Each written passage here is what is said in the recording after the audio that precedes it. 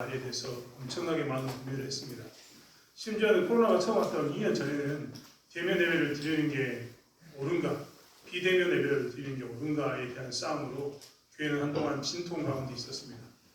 코로나라는 그동안 경험해보지 못했던 이 시대적 이 상황 가운데서 어떻게 하는 것이 하나님 사랑과 이웃 사랑을 증가하는 것인가에 대한 씨름을 한 겁니다. 사실 대면 예배로 드려도 비대면 예배로 드려도 사실 우리가 대면 예배, 비대면 예배 구분했지만 예배를 드리는 것이기 때문에 예배의 기본 정신만을 훼손시키지 않는다면 사실 우리는 그 예배에 대해서 다 옳다라고 이야기할 수 있습니다. 반면에 비대면 예배를 저희가 반대했던 이유는 무엇이냐면 마치 비대면 예배로 드리면 TV로 보게 되니까 그게 영화의 드라마나 혹은 영화나 드라마나 TV 속의 예능 프로그램처럼 볼까봐 예배가 훼손이 될까봐 저희는 걱정해서 대면 예배를 주장했습니다. 그렇지 않습니까? 실질적으로도 부작용이 지금도 나타나서 최근에 도시에 있는 성도들 중에는 나는 비대면 예배, 영상으로 예배를 드리겠다라고 이야기하면서 교회 안 나가신 분이 꽤 많다고 이야기를 들었습니다. 심지어는 이 비대면 예배, 영상으로 이렇게 예배를 드렸던 집에 자녀가 왜 교회에 가야 돼요? 교회 안 가고 그냥 TV로 예배 드리면 안 돼요? 라고 하는 이야기도 한다고 들었습니다. 사실 그렇게 되면 교회는 잘못된 예배 가운데 있습니다.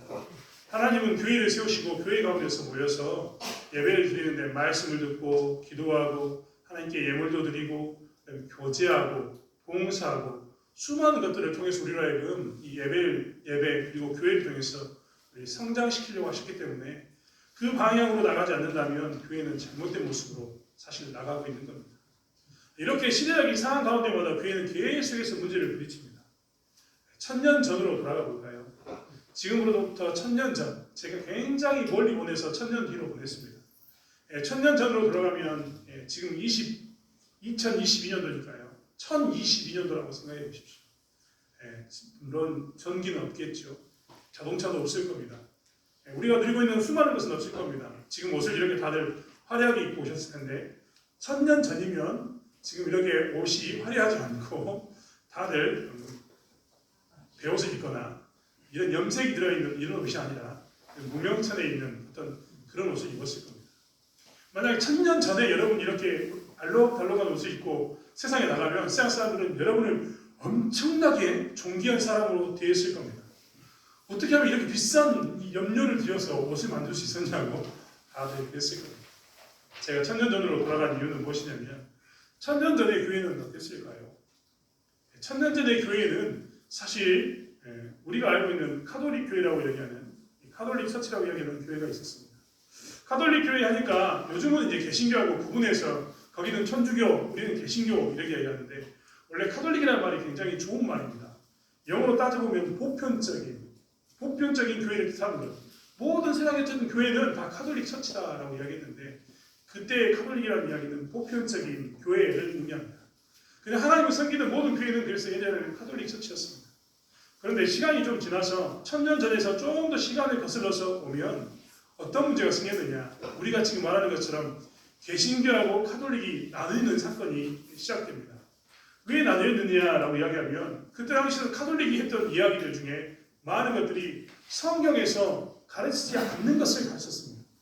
그래서 이제 자기들의 글자로 된 성경을 읽었던 신자들이 사람들이 왜 성경에 없는 것을 가르치느냐라고 따지기 시작하고 그게 과연 성경에 있는 진리이냐라고 묻기 시작합니다. 그것에 대한 대답으로 우리가 굉장히 많이 떠나왔구나 성경으로 돌아가자라고 이야기했던 것이 무엇이냐면 개신교입니다. 이 개자는 개혁할 때의 개자입니다. 그러니까 보편적인 교회를 개혁했단 말은 완전히 뒤집었다 이런 말이 아니라 말씀으로 굉장히 멀리 떠나와 있었기 때문에 다시 말씀으로 돌아가자라고 했던 교회가 개신교였습니다. 이제 세상에는 두 개의 교회가 있었던 겁니다.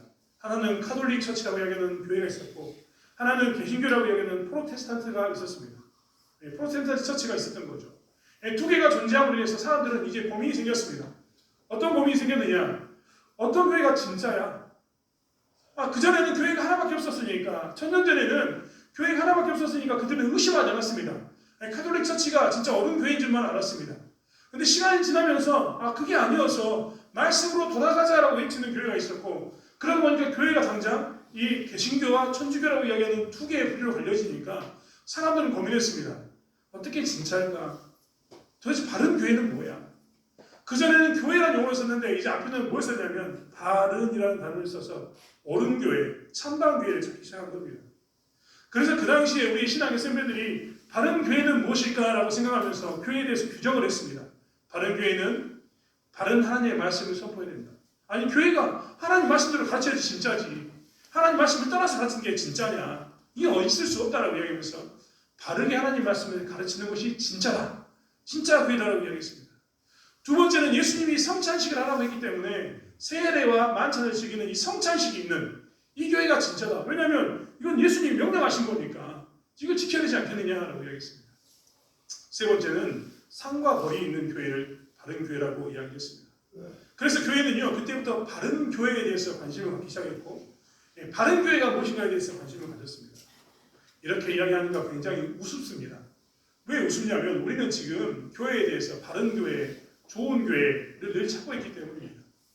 오늘날은요 카톨릭과 개신교라고 이야기했던 두 개의 이런 교회가 아니라 오늘날은 개신교 안에서도 이단이 너무나 많아가지고 사람들이 이야기합니다. 도대체 어느 교회가 진짜 교회야?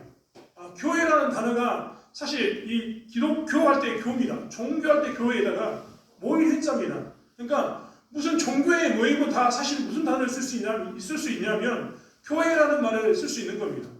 이슬람 교회 모임, 교회입니다. 거기도. 여러분 잘 알고 있는 것처럼 신천지도 모여도 거기는 교회라고 이야기합니다. 우리는 교회라고 하면 안 될 것 같은데 걔들은 교회라고 이야기합니다. 하나님의 교회라고 이야기하는 그 교회도 뭐라고 이야기하냐면 교회라고 이야기합니다.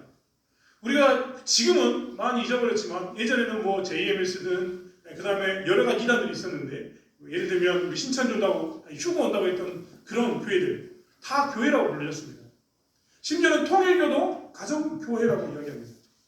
모든 이단이 다 교회라고 이야기하니까 요즘은 더욱더 우리 가운데 무엇이 더 중요하냐면 바른 교회라는 어떤 교회가 진짜인가 이단 아니고 진짜인가 이게 정말 중요해졌습니다. 좀 더 우리에게는 바른 교회라는 개념이 더 넓어졌습니다. 왜 넓어졌냐면 이제 교회를 다니다 보면 우리도 모르는 사이에 교회에서 내가 마음이 상하거나 교회에서 어떤 문제를 실족하면 그때 내가 어떻게 되냐면 흔들립니다.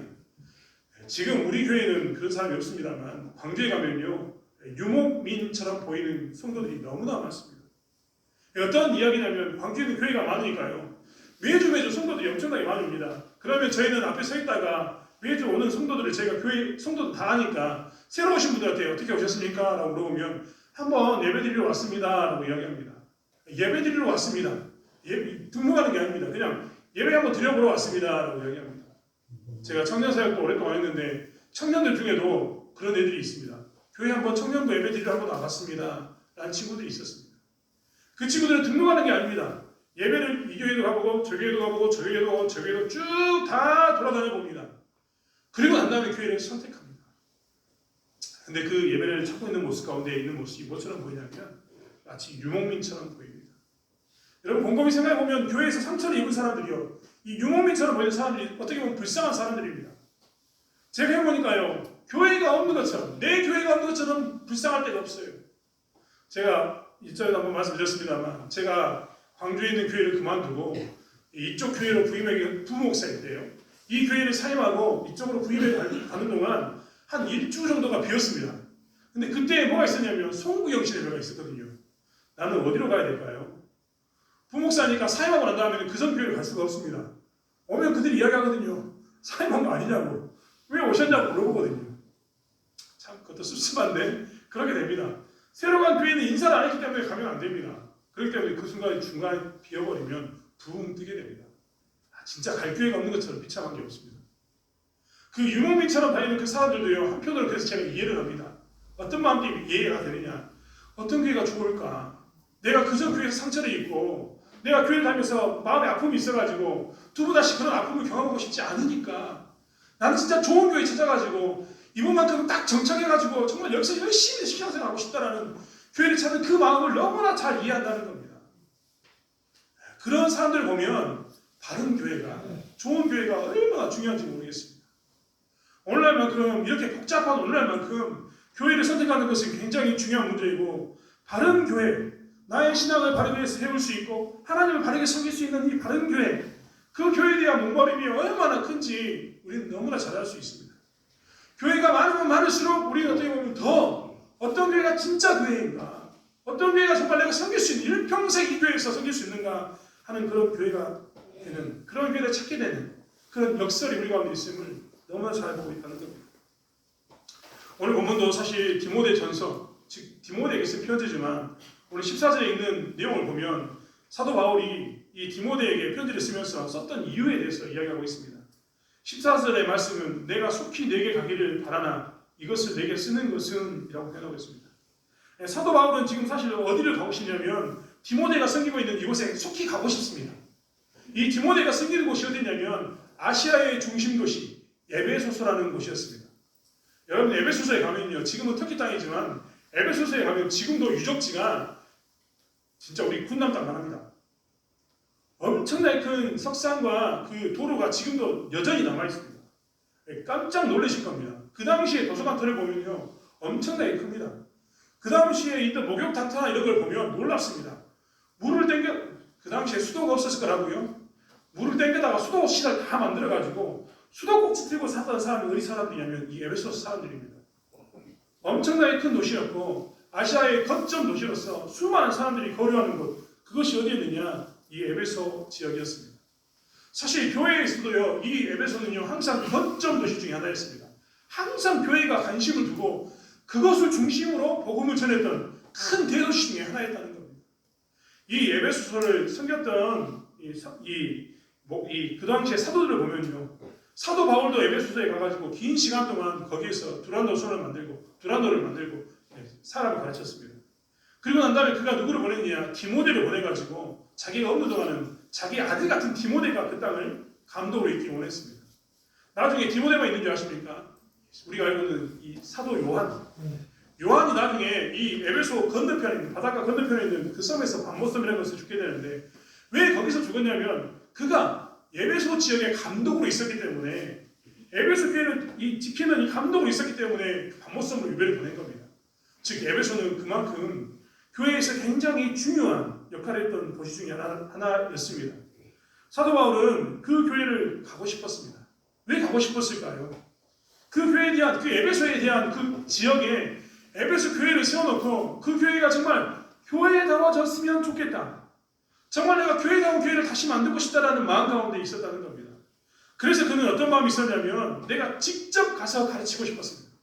사도 바울이 직접 그곳에 방문해서 그 지역에 도착해서 하나님의 말씀을 잘 가르쳐서 그 에베소에 있는 그 중요한 교회를 어떻게 만들기 원했냐면 교회다운 교회, 정말 하나님께서 보고 세상이 바라봐도 이것이 교회구나, 이런 게 교회구나라는 교회를 그는 만들고 싶었습니다. 그래서 그는 어떻게 했느냐, 직접 찾아가고 싶었습니다. 그런데 만약에 혹시라도 내가 직접 찾아가지 못하면 어떻게 할까 해서 15절에 있는 것처럼 만일 내가 지체하면 너로 하여금 하나님의 집에서 어떻게 행하여야 할지를 알게 하려 함이니라고 이야기하면서, 혹시 내가 진짜 에베소에 가서 직접 교회다운 교회를 만들고 싶은데 교회다운 교회를 만들 수 없어서 상황이 여건이 안 돼서 내가 못 가게 되면 너라도 거기에서 교회다운 교회를 좀 만들었으면 좋겠다. 교회다운 교회를 만들기 위해서 나는 어떻게 하냐면 지금 글을 써서 너에게, 혹시 내가 못 가면 이 글대로, 이 말씀대로 네가 교회를 세우면 좋겠다라는 마음으로 사도 바울은 지금 그 교회에 대해서 어떻게 세우는 게 진짜 교회인가에 대해서 이 디모데에게 글을 남기고 있는 겁니다. 아주 이 사도 바울의 절절한 마음이 들어있습니다. 교회를 교회답게 세우고 싶은 그 마음이 이 안에 가득 들어있다는 겁니다. 사실 사도 바울은 우리 3장 1절부터 13절에 있는 이 감독과 집사에 대해서 이야기하는데요. 곰곰이 거기를 보면 감독과 집사에 대한 이야기 가운데 있는 게 윤리와 도덕에 관한 이야기가 나옵니다. 예를 들면 감독은 책망할 것이 없으며 한 아내의 남편이 되며 절제하며 신중하며 단정하며 나그네 대접하며 가르치기를 잘하며 술을 즐기지 아니하며 구타하지 아니하며 쭉 이야기되는 모든 것들은 무엇이냐면 감독으로서 네가 도덕적으로 윤리적으로 남들 보기에 잘 서 있어야 한다라는 의미입니다.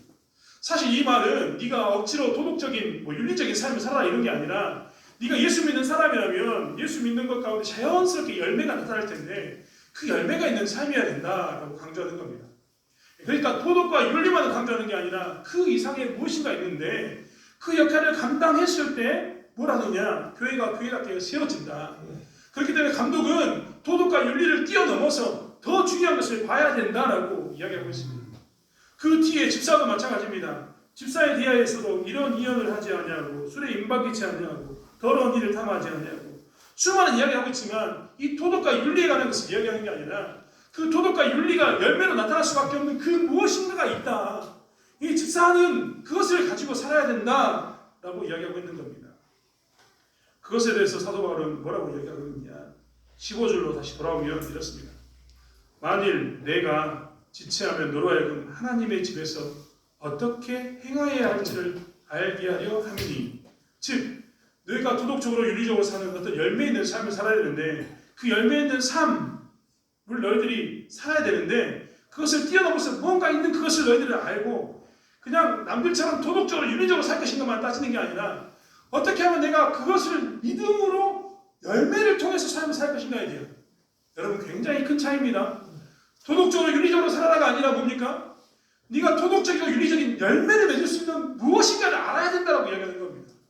네가 그것을 알았으면 좋겠다라고 사도 바울은 이야기하고 있습니다. 그러면서 그것에 대해서 이야기하면서 뭐라고 이야기하냐면 이 집은 살아계신 하나님의 교회요 진리의 기둥과 터다라고 이야기하고 있습니다. 사도 바울에게 있어서 교회는 살아계신 하나님의 교회였고 진리와 기둥의 터였다라고 사도 바울은 고백하고 있는 겁니다.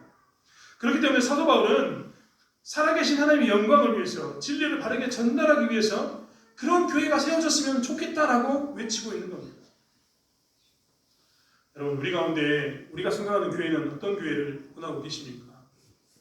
여러분 교회는 하나님의 영광을 위해서 존재하는 것을 여러분 고백하십니까? 교회는 진리를 바르게 전달하기 위해 서 있다는 것을 믿으십니까? 오늘날 많은 사람들은 나의 필요를 채우는데 교회를 굉장히 많이 찾습니다. 나의 필요를 채우는 것, 내가 원하는 것을 찾는 것으로 교회에 간다는 겁니다. 그리고 심지어는 내가 다니기 좋은 곳, 내가 다니기 편한 곳으로 교회를 다닙니다. 여러분 오해하지 마십시오. 나의 필요를 채우고 내가 다니기 편한 곳으로 다니라는 이 말이 나쁜 의미가 아닙니다. 그래야 합니다. 그런데 여기서 말하는 나의 필요를 채우는 것은 무엇이냐면 내가 원하는 것만을 채워주면 그 교회가 진짜 교회인 것처럼 생각하는 그런 잘못된 모습입니다. 예를 들면 고린도전서에 있었던 것처럼 방언, 사실 방언은 하나님께서 주시는 은사로서 사람과 사람 사이에서 이렇게 다른 나라, 다른 언어를 쓰는 사람들에게 복음을 증거하기 위해서 하나님께 주시는 그런 방언이 있는가 하면 하나님과의 깊은 관계를 만들기 위해서 천상에 있는 하나님과 이야기하는 그런 방언이 있었습니다. 그런데 이 당시에 고린도 사람들은 어떻게 생각했냐면 방언이 그 당시에 신령한 어떤 것으로서 그것을 받아야지만 뭔가 신비한 체험을 하는 것처럼, 내가 그것을 받아야지만 내가 좀 더 거룩한 것처럼, 내가 그것을 받아야지만 남들이 보기에 내가 신자인 것처럼 생각하는 그런 잘못된 방언에 대한 생각이 있었습니다. 그래서 그들은 뭘만 추구했냐면 방언 있는 데만 찾아다녔어요. 방언 있는 데만. 하나님의 말씀이 전파되고 하나님의 영광을, 하나님을 만나는 그 관계를 회복하는 자리가 아니라 뭘 찾아다니냐면 누가 나에게 방언을 줄 것인가, 어떤 사람에게 가면 내가 방언할 수 있냐, 이것만 찾았다는 겁니다. 잘못된 거죠. 이런 것이 금한 겁니다. 여러분 교회에 와서 하나님께 우리가 필요를 구할 수 있는 건 당연한 겁니다. 우리는 하나님의 자녀니까 우리가 구하는 것은 당연한 것 아니겠습니까? 하지만 교회를 수단과 방법으로 이용하는 이것이 잘못됐다는 겁니다. 가까운 교회를 섬기는 것, 내가 다니기 편한 것이 당연합니다. 하지만 이 말에는 여러분 오해해서는 안 됩니다. 교회가 어떤 때는 말씀을 선포하다 보면 내 마음이 찔리기도 합니다. 내 마음을 건드려서 괴롭게 만들기도 합니다. 그렇지 않습니까? 그런데 나는 그런 교회가 싫다. 나는 힘드니까 나에게 평안이다 외쳐주는 교회를 나는 찾으려 한다. 나는 힘드니까 나에게 이야기면 심적으로 나를 위로해 줄 수 있는 좋은 말만 해주는 교회를 찾겠다. 이런 것이 뭡니까? 내가 다니기 편한 교회를 찾는 겁니다. 이런 교회를 세운다면 사실 우리는 잘못된 겁니다. 말씀드렸던 것처럼 교회는 하나님의 영광을 위해서 존재하고 하나님의 진리를 바르게 전달하기 위해서 서 있기 때문입니다. 우리는 자꾸 교회를 생명이 없는 존재처럼 여깁니다. 무생물처럼 여긴다는 겁니다. 많은 오늘날의 교회들이 그래서 어떤 일을 하냐면 마치 기업을 꾸리는 것처럼 교회를 꾸려갑니다. 여러분 기업을 곰곰이 생각해 보십시오. 기업은요 자기들 이윤을 극대화하기 위해서 기업을 꾸립니다. 그래서 기업이 추구하는 첫 번째는요, 사람이 아닙니다. 사실 기업은 효율성을 따집니다. 효과가 좋은가, 효율적으로 높은 효율을 발휘하는 것만 따져봅니다. 그래서 그들은 높은 효율이 있는 사람만, 똑똑한 사람을 뽑는 이유는 뭐냐면 그 사람을 통해서 더 많은 효율, 조금 투자하고 많은 것을 얻을 수 있는 그 뛰어난 이윤을 얻기 위해서 기업은 항상 뭐를 하냐면 사람을 계속 뽑아서 똑똑한 사람만 씁니다. 교회가 그랬어야 될까요? 기업은 막대한 이윤을 남기기 위해서 그들이 최종적으로 추구하는 것은 뭐냐면 항상 돈입니다. 문제가 있을 때마다 엄청난 돈을 투자해가지고 치킨 게임을 해서라도 상대편 기업을 죽이고 우리 기업을 살린다, 이런 게 뭐냐면 기업입니다. 그런데 언제부터 교회도 이런 무생물적인 기업과 같은 존재가 되었습니다. 수단과 방법을 통해서 교회를 성장시키려고 하는, 마치 기업과 같은 교회를 꾸려가려고 하는 사람들이 나타나기 시작했다는 겁니다. 그래서 세상에 있는 기업이 하고 있는 경영 방식을 그대로 끄집어들여서 교회도 효과성과 효율성을 따져서 어떻게 해서든지 효율성을 높이려고, 효과를 높이려고 하는 사람들이 너무나 많습니다. 그 대표적인 게 돈입니다. 교회가 정말 이런 말하면 그러는데 헌금을 쥐어짠다고 이야기하는 이야기를 세상이 너무나 많이 합니다. 왜냐하면 교회는 어느 순간 기도하는 곳이 아니라 어느 순간 돈을 통해서 문제를 해결하는, 여러분 생각해 보십시오. 세상에 나가서요, 돈처럼 효과적인 게 없습니다. 쉽게 문제를 풀 수 있는 게 없거든요. 그러다 보니까 교회도 기도하기 전에 뭘 먼저 준비해버리냐면 많은 돈을 모아가지고 이 돈으로 문제를 해결하겠다고 이야기합니다. 예를 들면 성전을 지을 때 우리는 예전에 들통을 집어 날리면서 우리의 수고를 통해서 교회를 지었습니다만 요즘은 아무도 그렇게 짓지 않습니다. 요즘 만약에 교회가 성전 짓는다고 이야기하면 많은 성도들이 교회로 옮겨버립니다. 왜 옮길까요? 나 헌금해야 되거든요. 이게 싫다는 겁니다. 그래서 그들은 어떤 교회를 찾냐면 교회를 건축할 수는 있으되 돈을 많이 모아놓은 교회를 찾습니다. 안타깝죠. 원래 많은 교회가 사실 이런 돈의 효과성을 바라보는, 기업, 돈을 통해서 이끌어가는 이런 기업처럼 하는 그런 곳이 되었다는 겁니다.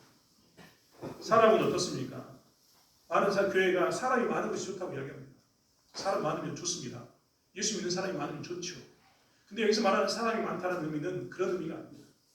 기업이 마치 아주 똑똑한 사람을 스카우트 해가지고 그 사람을 뭐 전략본부장이나 무슨 팀장으로 세워가지고 그 문제를 풀어가는 것처럼 내가 분명히 하나님께 충성한다고 이야기하면서 그 시간 동안 내가 직분으로 섬기겠다라고 분명히 약속한 그 자리가 있음에도 불구하고 기업의 경영 논리를 따져서 더 잘한 사람이 오면 그 사람이 1년 동안 봉사해야 되는 그 자리를 끄집어내려서 이 사람을 집어넣어서 마치 부품을 바꾸는 것처럼 더 좋은 부품이 있으니까 끼워 넣는 것처럼 이렇게 만들어버린 이런 교회. 문제가 있을 때마다 많은 사람으로서 이 부품처럼 사람을 취급해서 만드는 이런 교회. 이런 교회는 사실 세상의 기업과 다를 바가 없습니다. 하나님이 원하는 교회가 절대 아니라는 겁니다. 세상은 이렇게 교회를 자꾸만 무생물적인, 살아있는 교회가 아니라 죽어있는 교회를 만들려고 합니다. 사실 하나님께서는 이 문제에 대해서 항상 이야기합니다. 그런 돈과 사람을 통해서 문제를 풀어가는 기능 위주의 교회를 버리라고 이야기하면서 성경은 이 무생물적인 것은 교회가 아니다라고 이야기합니다. 여러분 성경 곳곳에서요 우리에게 이야기하는 말씀은 무엇이었냐면 너희들이 살아있지도 않는 그 무생물, 즉 우상에 끌려간다라고 우리에게 이야기합니다.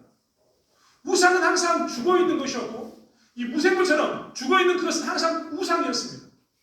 우리 하나님은 항상 살아계셨지 살아서 역사하는 분이셨지 죽어있는 신이 절대 아니었다는 겁니다. 성경에서 이야기하는 것처럼 죽어있는 것은 항상 우상이었고 우상을 섬기는 이방 종교들은 죽어있는 것을 쫓아가는 교회, 쫓아가는 것들이었고 그들은 그렇게 사람을 기능적으로 돈의 문제로 해결하려고 하는 것도 그들은 가능할지 모르겠습니다만 교회 믿는, 예수 믿는, 살아계신 하나님 믿는 우리들은 그렇게 살아서는 안 된다라고 성경은 계속해서 강조합니다. 왜냐하면 교회는 살아계신 하나님의 임재를 드러내는 것이고 살아계신 하나님의 임재가 있다면 교회는 살아있는 하나님의 그 임재, 즉 꿈틀꿈틀 살아있는 그 하나님의 능력이 나타나는 곳이 어디냐면 교회이기 때문입니다. 교회는 그렇기 때문에 어떻게 되느냐, 살아있는 하나님의 그 임재를 항상 드러내야 됩니다. 여러분 한번 생각해 볼까요? 제가 여기 와서 많은 동물들을 키우고 있습니다. 정말 죄송합니다. 왜 죄송하냐면 아마 우리 권사님들 힘드실 거예요. 좀 날씨 더우면 닭 냄새 납니다. 닭 키우면 닭 냄새 나거든요. 저희 집 지금 2층에 강아지가 있는데 처음에 강아지가 정말 조그맣게 진짜 예뻤거든요. 벌써 이렇게 컸습니다. 얼마나 많이 먹는지 정말 죄송한 얘기인데 똥도 엄청나게 많이 쌉니다.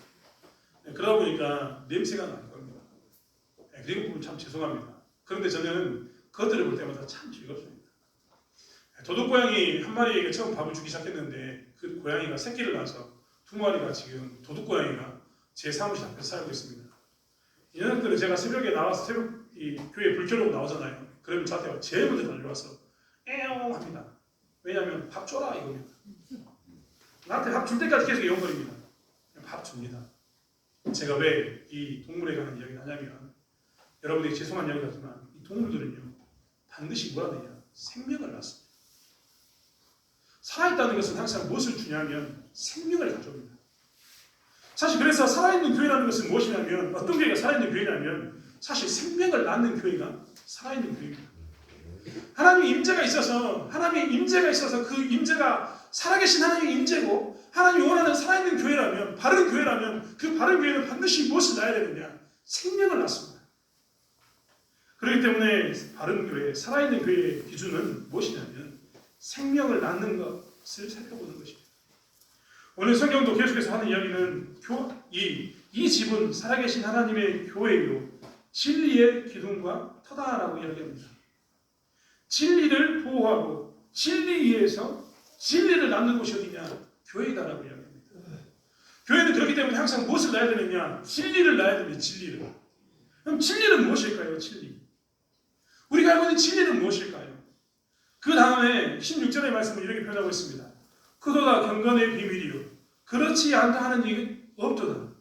오늘 이 사도 바울은 교회를 세우는 진리를 알고 그 진리가 이 경건의 비밀인지 진리를 알게 되는데 그것이 무엇이냐? 뒤에 나옵니다. 그는 육신으로 나타난 바 되시고 영으로 의롭다 하심을 받으시고 천사들에게 보이시고 만국에서 전파되시고 세상에서 믿음 바 되시고 영광 가운데서 올려지셨느니라.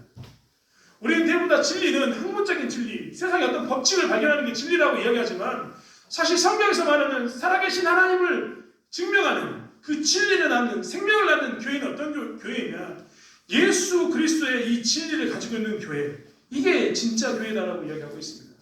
오늘 말씀 보십시오. 16절에 있는 말씀이 뭡니까? 예수 그리스도의 생애이고 예수 그리스도의 증거이고 예수 그리스도의 영접에 대한 이야기입니다. 사실 진리는 무엇이냐면 예수 그리스도이시고 이 예수 그리스도를 증거하는 이 교회, 예수 그리스도를 믿는 자를 낳는 것, 그것이 진리를 낳는 것입니다. 요한복음 14장 6절의 말씀은 예수님이 이렇게 이야기합니다. 내가 곧 길이요 진리요 생명이다. 예수님이 명령하셨습니다. 선포하셨습니다. 내가 곧 길이요 진리요 생명이다 라고 말합니다. 우리는 그렇기 때문에 사실 무엇을 해야 되느냐? 바른 교회, 살아있는 교회가 되기 위해서 우리는 진리를 낳는 교회가 되어야 합니다. 진리를 낳는다는 것은 이야기 드렸던 것처럼 진리 안에서 생명을 갖는 겁니다. 여러분 우리가 예수 믿고 난 다음에 우리가 썼던 단어가 뭐냐면 거듭남이었습니다. 거듭남. 여러분 예수 믿고 난 다음에 우리가 거듭남이라는 단어를 썼다니까요. 거듭남이라는 이야기는 다시 태어났다는 말입니다. 아니 우리가 이렇게 다 장성한 몸을 이미 컸는데 우리가 어머니의 자궁 속에 들어가서 다시 태어날 수 있겠습니까? 라고 묻는 그 질문에 우리도 동의할 겁니다. 성경이 말하는 것은 그런 의미가 아니라 예수 그리스도를 나의 주로 고백하면서 영접하고 이제 내가 그 과거의 삶을 정산하고 십자가에 못 박히신 예수가 나를 위해서 죽었고 나를 위해 죽으신 예수 그리스도를 믿기만 하면 내가 이제 더 이상 죽음으로 가지 않고 죄의 삭신 죽음으로 가지 않고 새 생명으로 가는 것을 고백하는 그것이 무엇이냐면 진리 가운데 거듭나는 겁니다. 예전에는 예수님이 나를 위해 죽었다는 것이 안 믿어졌습니다. 아니 학교 수업 시간에도 그 이야기가 나온다니까요. 그런데 그 이야기가 안 믿어졌습니다. 다른 사람이 교회 가자고 그 이야기가 안 믿어졌습니다. 예배 시간에 이야기를 들으면 그 이야기가 안 믿어졌거든요.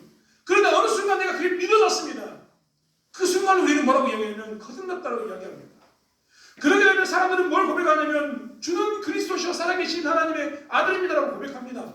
그게 뭐냐면 진리를 낳은 겁니다. 사실 교회는 이렇게 진리를 낳아야 합니다. 이 고백이 이어져야 합니다.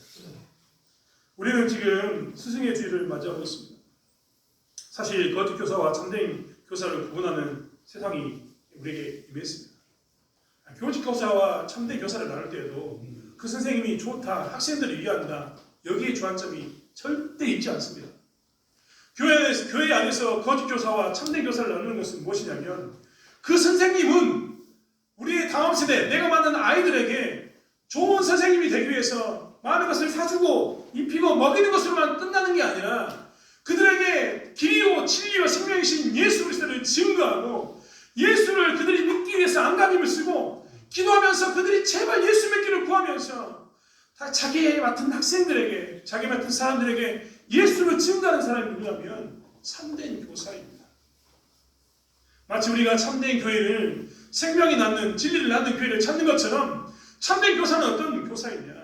그렇게 진리를 증거하면서 다음 세대에게 예수 그리스도를 증거하는, 그리고 자기만 예수 믿는 게 아니라 내가 가르쳤던 그가 예수를 고백할 때까지 지속적으로 기다리면서 기도하면서 그에게 있어서 아낌없이 모든 것을 부어주는 사람이 누구냐면 참된 교사인 겁니다. 사실 우리는 바른 교회를 찾습니다. 그런데 바른 교회를 찾고 참된 교회를 찾는 저희들이 곰곰이 생각해보면 우리가 과연 참된 교사로서의 역할을 감당하는가를 찾아야 합니다. 여러분, 바른 교회가 생명을 낳는 진리를 낳는 교회, 즉 모든 사람들이 예수를 주로 고백하고 모든 성도들이 예수 안에서 즐거움을 찾는 교회가 바른 교회라면, 그 예수 안에서 형제와 자매되는 것이 바른 교회라면, 사실 기존에 있던 우리들은, 그들보다 먼저 된 우리들은 우리에게 다음으로는 그들에게 뭘 전해야 되냐면 참된 교사가 되어서 진리를 낳는 일을 해야 합니다. 우리가 뱃속에 10달간 아이를 품었다가 산고의 고통을 통해서 아이를 낳는 것처럼 우리는 우리 다음 세대로 두는 그들에게 이렇게 처음 이 아이들에게 우리가 이들을 품어서 뭘 만들어야 되냐면 내가 믿었던 예수를 그들에게 증거해야 합니다. 그들 또한 예수 믿는, 나의 선생님이 전해줬던 예수가 이런 것이었습니까? 라는 고백할 수 있는, 교회 갔더니 그들이 정말 기뻐하면서 즐거워하면서 그렇게 사랑으로 품었던 그 교회가 될 수 있었던 그 진리가 되는 그 예수 믿는 것이 이런 것이었습니까? 고백할 수 있는 그런 것을 전하는 사람이 되어야 되는 것이 우리 기존에 있었던 성도의 모습이라는 거예요. 이 진리를 낳는 일이 우리 가운데 있지 않으면, 이 진리를 낳는 이 일이 우리 가운데 있지 않으면 우리는 언제든지 우리 교회가 좋은 교회, 참된 교회, 바른 교회가 될 수 없음을 알아야 합니다. 우리는 그렇기 때문에 이 교회를 생각할 때마다 무엇을 해야 되느냐? 진리를 낳는 일에 힘써야 합니다. 우리 가운데 들어있는 그들에게 어떻게 하면 예수를 증거할까 힘써야 합니다. 우리가 왜 같이 밥을 먹으려고 합니까? 왜 그들과 함께 차를 마시고 교제를 하려고 합니까? 왜 좀 더 그들을 붙잡고 좀 더 시간을 갖자라고 이야기하자고 이야기합니까? 왜 우리가 구역을 통해서 우리 마을에 모인 사람들께 예수 믿는 사람들께 좀 모여보자고 합니까? 그 이유는 다 진리를 낳기 위해서입니다. 혹여라도 그들 가운데 예수가 없다면 진리를 전하는 데 힘쓰는 것, 그것도 아니겠습니까? 최근에도 한 집사님과 이야기를 나누면서 생각한 바가 참 많습니다. 교회 열심히 섬기고 있었는데, 내가 교회를 열심히 섬기고 있었는데 그 열심히 섬기는 것 가운데 옆에서 막 놀고 다른 짓 하고 있으면 자기도 어떤 때는 벨이 상해서 내가 뭐하면 이 일을 열심히 한다니, 이런 생각이 든다는 겁니다. 그리고 옆 사람들이 노는 걸 보면 어떤 마음이 드냐면 나도 안 해야겠다, 나도 적당히 하지, 이런 마음이 생긴다는 거예요. 근데 여러분 한번 곰곰이 생각해 보십시오. 우리가 교회를 다니면서요, 누군가 비교하면서 산다는 것, 누군가 행동 때문에 내가 영향을 받는다는 것, 그게 과연 신앙입니다. 여러분, 제가 하는 신앙은 최소한, 제가 하는 믿음은요, 최소한 내가 교회 가고 싶어가지고 안 따라가는 게 교회입니다. 6일 동안 내가 세상에 있었는데, 내가 정말 6일 동안 세상에 살면서 하나님 교회가 너무나 가고 싶은 그 7일째를 맞이하면서 내가 미치도록 그 7일, 주일을 사모하는 것이 뭐냐면 내가 하는 신앙입니다. 신자의 삶입니다. 내가 정말 사랑하는 하나님, 내가 정말 진리를 낳는다고 이야기하면서 내가 하는 진리에 거하는 것은요, 내가 세상 가운데 살지만 내가 어떻게 하면 아버지 집에 가가지고 좀 더 살까라는 고백. 여러분, 우리 주일 성수에 대해서 내가 여러 번 강조합니다만 주일 성수는 그렇기 때문에 내가 세상에 살면서 이 6일 동안 열심히 준비하고 내가 아버지의 나를 지킵니다라는 최상의 하나님에 대한 고백이라는 거예요. 내 사랑에 대한 고백이 뭐냐면 주일 성수입니다. 그런 게 뭐냐면 신앙입니다. 옆 사람이 하니까 나도 한다, 옆 사람이 안 하니까 나도 안 한다. 정말 죄송한 얘기지만 우리 그 순간부터 신앙이 아니라 종교인이 되어갑니다. 신앙을, 예수를 믿는 신앙이 아니라 하나님의 진리를 낳는 그 진리로 낳는 그 생명체로서의 살아계신 하나님의 임재를 드러내는 성도가 아니라 뭐가 되냐면 그저 종교생활하는 종교인이 됩니다. 우리는 지금 스승의 주일을 맞이하고 있습니다. 그리고 우리 교회는 이렇게 많은 사람들이 도는 이런 상황 가운데 있습니다. 이때 우리가 할 것은 무엇이냐면 우리는 진리를 낳는가를 살펴야 합니다. 우리는 이들에게 복음을 전하는가? 나는 저 아이들에게 참된 스승인가? 나는 중고등부 아이들에게 중학교 아이들에게 참된 스승인가? 나는 내 자녀들에게 내 자손들에게 참된 스승인가? 나는 내 아이들에게 예수 그리스도를 증거하기 위해서 힘쓰고 있는가? 내 아이들을 종교인으로 만드는 게 아니라 나는 정말 내 아이들을 예수 믿는 신앙인으로 만들고 있는가? 내 아이들에게 진리를 증거하고 있는가? 내 아이들은 정말 종교인이 아니라 예수를 믿는 사람으로서 내 아이들이 입술 가운데서 중심 가운데서 예수를 주로 고백하고 있는가? 내가 섬기는 모든 자리자리가 그렇게 예수를 주로 고백하게 하는 진리를 나는 일인가? 우리는 살펴보고 그 일 가운데 나가야 한다는 것입니다. 오늘은 스승의 주일이라고 사람들이 스승의 주일을 지킵니다. 저도 오늘 주보 앞에 그런 말을 남겼습니다. 주보 앞에 그림에 보면 이런 말이 있습니다. 선생님을 통해 하나님의 나라가 자라고 있습니다. 저는 개인적으로 저희 교회가 많은 먼저 된 선생님, 저희들, 신앙의 선배들, 믿음의 선배들, 참된 교사된 분들을 통해서 하나님의 나라가 자라는 교회가 되기를 원합니다. 정말 나에게만 복음이 멈춰있는 것이 아니라 다음으로 흘러가서 이 복음이 진리를 낳는 것, 이 거듭남을 고백하는 수많은 사람들이 있는 그런 교회를 꿈꿉니다. 사랑하는 성도 여러분, 스승의 날을 맞이해서 나는 어떤 스승인가? 나는 어떤 믿음의 선배인가? 나는 아버지이기 이전에, 어머니이기 이전에 나는 내 자녀들에게 어떻게 예수 그리스도를 증거하는 그 역할을 감당하고 있는지 살펴보는 저와 여러분이 되기를 원합니다. 바른 교회는 우리가 이렇게 진리를 증거하며 살았을 때, 그리고 우리 교회 안에 들어왔던 모든 사람들이 예수를 주로 고백하는 그 은혜가 있었을 때 바른 교회가 될 줄 믿습니다. 그랬을 때 세상은 비로소 하나님의 영광을 보게 될 것입니다. 사랑하는 성도 여러분, 저희가 바른 교회, 참된 교회, 예수 그리스도가 길이요 진리요 생명이심을 전하는 교회가 되기를 원합니다. 그리고 신앙의 먼저 된 자로서 스승이 되어서 어지럽게 우리의 삶을 걷는 것이 아니라 오직 복음 안에서 진리의 표대만을 향해서 다른 박질을 함으로 인해서 세상 사람들에게 진리가 무엇인가를 증명하며 진리를 낳는 삶을 살아가는 저와 여러분이 되길 원합니다. 기도하겠습니다. 하나님, 우리에게는 예수 그리스도가 반드시 꼭 필요합니다. 예수 그리스도 없이 우리의 삶은 아무것도 아니기 때문입니다. 교회가 살아있다는 것, 교회가 바르게 섰다는 것은 예수가 주로 고백되어졌을 때 나타나는 수많은 현상이 있었을 때 교회가 살아있는 것임을 보게 됩니다. 바른 교회가 되는 것임을 보게 됩니다. 하나님, 우리에게는 어떤 열심이 있습니까? 이 교회를 향해서 바라볼 때마다 진리를 아는 내가 진리를 낳고 있는지를 살펴보게 도와주시고 나의 가정에서든지 교회에서든지 지역사회에서든지 진리를 낳음으로 해서 참된 교회의 표대를 보일 수 있는 제 삶이 되게 하여 주시옵소서.